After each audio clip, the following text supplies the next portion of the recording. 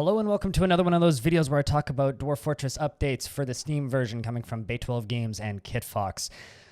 So this is a big one. Specifically, first we're going to talk about a feature that not a lot of people use intentionally. It is the mini-map. So as part of the Steam UI, we're going to have a mini-map. So first off, we have this static screenshot of it, and coming up soon, we're going to have a little animated GIF. So the thing about the mini-map is it pops up by default when the game starts, and it uses up a large portion of the screen currently in the game. It's to the point where it's almost useless, unfortunately.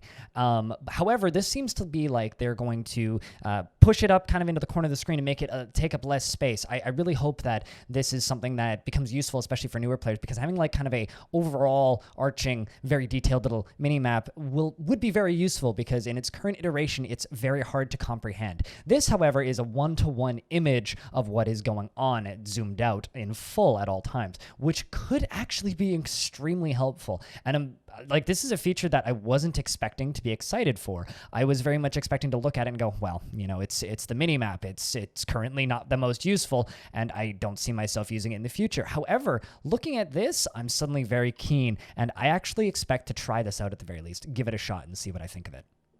Now, the next image we have here is the first image of violence. This has me very excited because it's something I've wanted to see since the Steam version was announced. These are entrails. So essentially, intestines getting cut and them dragging them. Looks like we have various different sprites based on different directions that they're going with different angles, and this has me very excited because it's kind of like an example of things to come. So in Dwarf Fortress, they can actually get gutted and their intestines can fall out and dangle behind them as they run away, and it's one of those violent things that every now and again you see in Dwarf Fortress, and it's always massive. It happens more commonly in adventure mode as far as I can tell, but every now and again it does happen in Fortress mode as well, and I'm very much looking forward to seeing more violence. Also, can I just note that I love this dwarf's beard?